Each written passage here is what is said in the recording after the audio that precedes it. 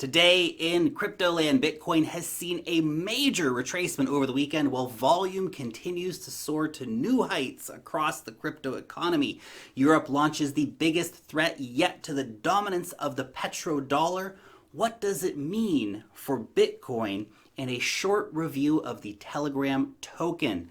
Now, before we do kick off today's segment, if you want to play these crazy, volatile crypto markets in either short or long Bitcoin, Ethereum, EOS, or XRP, then go and check out Bybit. There is a link down below. You get $10 just for signing up to the platform in Bitcoin. You can get a further $50 in free Bitcoin after depositing 0.2 Bitcoin or 6 Ethereum. Now, this is a margin trading platform, guys, which means that it is a high risk, high reward game, and it is not for beginners. This is only for experienced traders.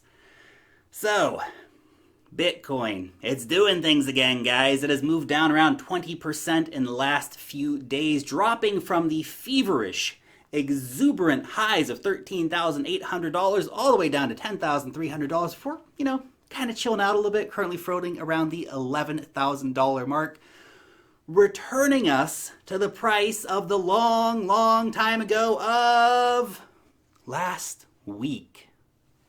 Perspective is important here, guys.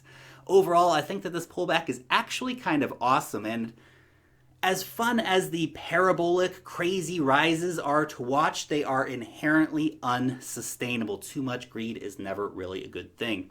And to keep it in perspective for you guys, Bitcoin is still a 5-digit asset today, and Bitcoin dominance is still reigning supreme with over 61% of the total crypto market cap being just in Bitcoin, making me think as well that there's got to be an altcoin boom brewing in the background somewhere.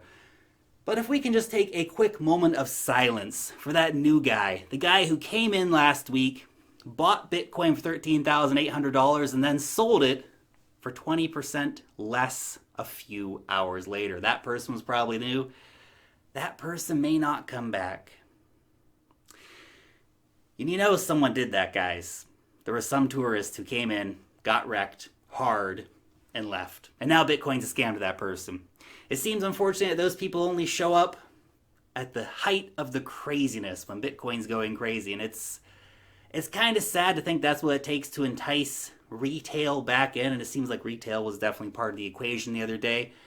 But they're speculators. It's herd mentality stuff. You have to go against the herd to be really successful in crypto. This cycle is nothing new.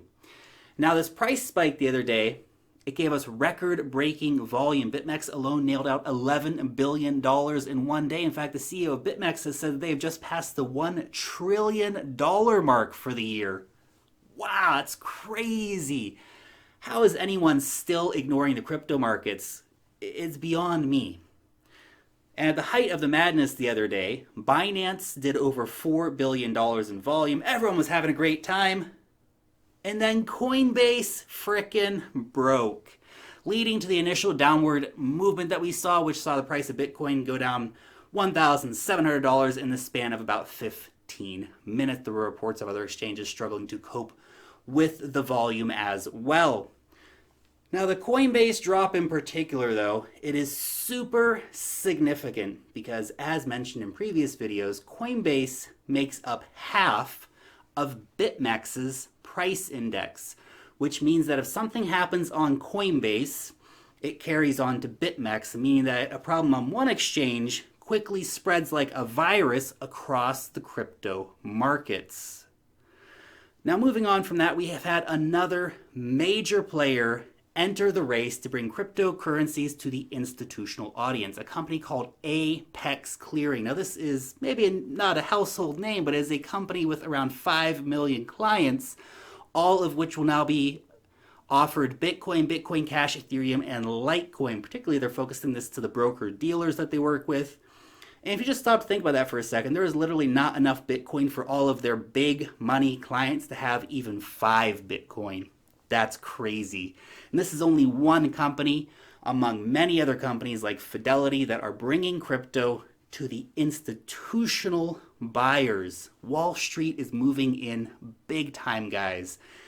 It cannot be ignored how big this impact will be in the long run for the entire crypto economy, because obviously Wall Street has insane amounts of capital that they are going to be pouring into the crypto markets.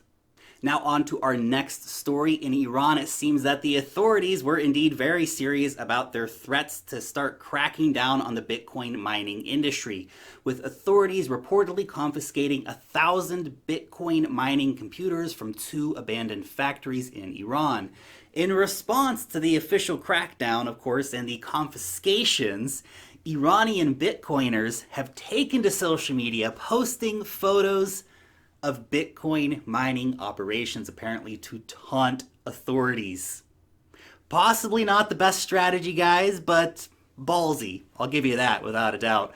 Of course, it does suck to see officials in Iran taking such a hard-line stance against the Bitcoin miners, but the resilience of the Bitcoin mining community never ceases to amaze me. Also, a new network milestone has been reached: 69 quintillion hashes per second now secure the Bitcoin network.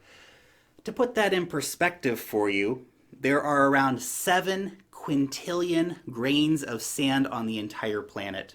So think about how secure that is.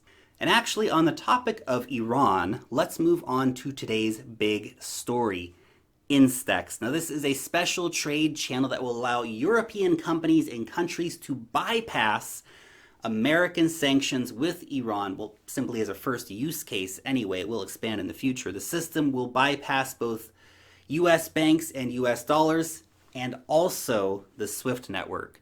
The deal is supported by France, Britain, Germany, Russia, and China. And I think there is no greater indicator of the crumbling power of the United States than to see their closest allies openly rebelling against the odious sanctions regime to do business with one of America's top stated enemies.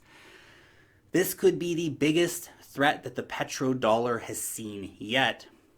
How will the United States maintain the illusion of the dollar as the global reserve currency if even Europe is now in open rebellion? And then, of course, you have to consider that China is building its own SWIFT competitor called the China International Payment System, which has already seen interest from a variety of international players, including major Russian banks. And then, of course, we have the Russian Federation. They are launching something called the System for Transfer of Financial Messages, and that is, again, going to be a competitor to the SWIFT system. So think about that. That is 3 of the world's biggest economic players launching their own competitors to the US-dominated financial order. Now, while you may be dismissive of Russia or of China because of political reasons, I don't think that anyone can ignore how devastating it is for the United States-dominated financial system that Europe has just put in place a system that is specifically designed to evade US sanctions. Basically, open rebellion against Washington at a financial level, which is crazy. Iran now has a fully functioning pathway to receive payment for oil that it exports to anyone around the world, which is crazy. Now, this is not just a devastating political blow to the United States, but also a very real blow to the US-dominated financial order. For far too long, the USA has threatened key allies like France and Germany with a loss of access to the SWIFT network if they did not do Washington's bidding. And yes, of course, with the launching of Instex, there have been renewed threats from Washington towards Europe to either abandon Instex or be punished. That is not how you treat your friends. And it seems that America's friends are getting kind of sick and tired of all of the US's bullcrap when it comes to this whole financial order internationally, because they went ahead with their plans and they launched Instex, which is crazy. Now when, and this is definitely a question of when, not if, the petrodollar fails, then it is going to send massive shockwaves through the entire global economy. It seems that every possible nail has been nailed into the coffin at this point.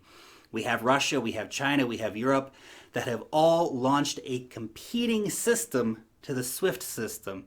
And the US, of course, currently is drowning in debt, drowning in militarism, and a whole generation of new citizens are facing the reality that they're going to be poorer than the previous one. You have countries like Russia increasingly discussing launching things like a gold-backed cryptocurrency to trade gold for oil instead of utilizing US dollars. That's a big threat to the petrodollar as well. When this actually happens, there will be no more use for the petrodollar. It'll just become the US dollar for domestic payments. And when there is no more strong global use case for the petrodollar, that's going to spell big trouble for the US economy. However, the United States will not go quietly into the night as its power crumbles. No, the end of empire is never a quiet affair. Just imagine the chaos that will ensue if the United States starts sanctioning European banks or European countries for doing business with Iran, or maybe they start putting tariffs on Europe to punish them for daring to challenge the US-led economic order. The global trade war looks like it may be poised to heat up big time, and the US is increasingly finding itself at odds with basically everyone. Bitcoin will be a big winner from the continued global dysfunction. The rich everywhere are likely to take even a small position in Bitcoin, as of course it is the world's best non-sovereign currency, and it absolutely thrives in times of political upheaval. The road to $100,000 Bitcoin seems so easy when you look at the big picture and you understand just how broken the entire global financial system is. Bitcoin was made for this, guys. We as global citizens desperately need a separation of money and state. In the same way that we removed the church from government, we must remove the religion of fiat from our global society. Remove the churches of fiat, in this case the central banks. Remove the high priests of fiat, in this case the bankers. While competition and international payment infrastructure I see as a net positive, it does not actually erase any of the problems except for the centralization of power. We still have the fiat system, even with the new European system, or if we look at the Russian system, or if we look at the Chinese system, they're still based on fiat currencies. And of course, when you have a system like this, it basically gives massive amounts of power to the country or the block of countries who are calling the shots for that particular system. Bitcoin is inherently better than any of those, because any solution, whether it comes from Europe or Russia or China, will inevitably lead us down the old, sad road of human corruption, greed, and power politics. There is little to be excited about if we simply change the petrodollar and the Washington-led economic order for another possibly better or possibly worse system of economic warfare and domination. We need a decentralized system for the future of humanity. We need a global money for the internet era, free from the burden of state and the failed ideology of fiat banking. The world, now more than ever, needs Bitcoin. And it is because of this that the day-to-day price drama, it's just noise to me, guys. It's fun to watch. I enjoy watching it without a doubt.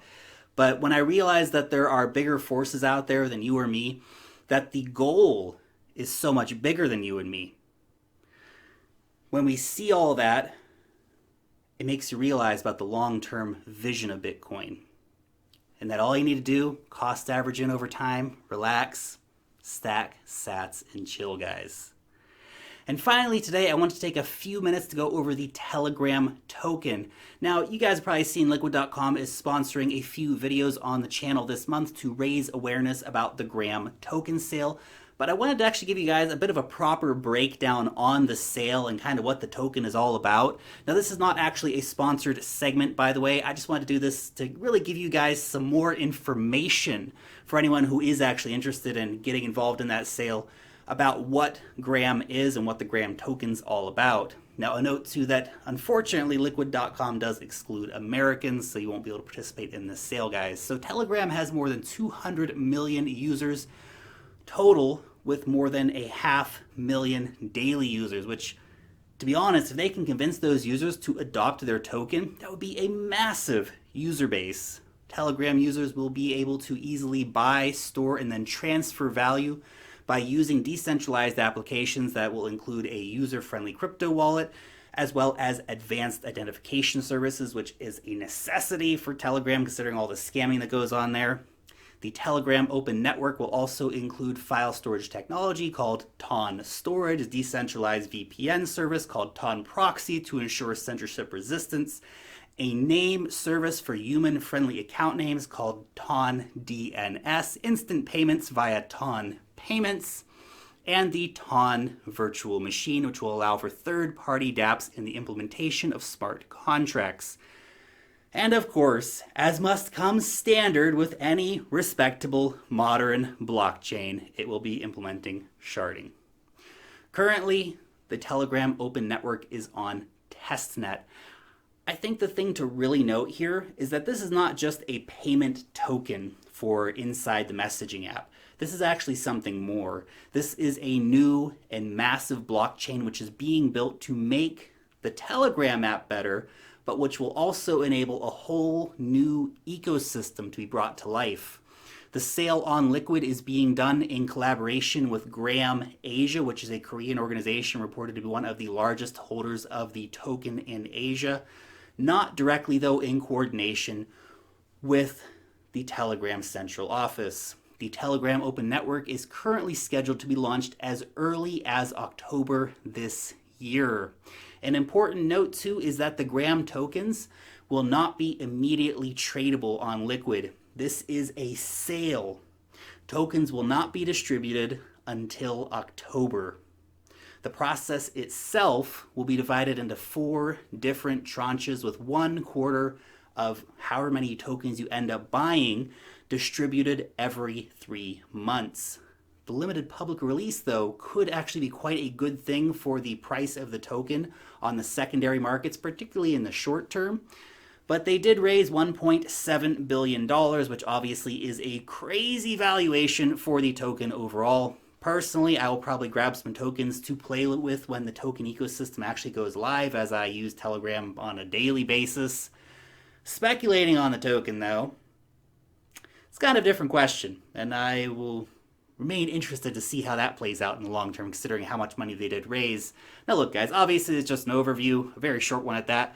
Go and check out the white paper for more in-depth details on how all of this stuff with Telegram works. But if you are going to be buying into that token sale, please do your own research first, guys. I know a lot of people will just run out and buy it because it's the hot thing, but make sure you do your own due diligence. Anyway, guys, thank you so much for watching today's video. I hope this was useful for you. And of course, I would love to know your thoughts on any of the stories down below in the comment section. As always, you guys are supremely freaking awesome. So thank you so much for watching the video. If you did enjoy it, hit that thumbs up button. You can always subscribe to the channel if you are new around here and click on the notification bell to know when I put out a new video. Long live the blockchain, and peace out till next time.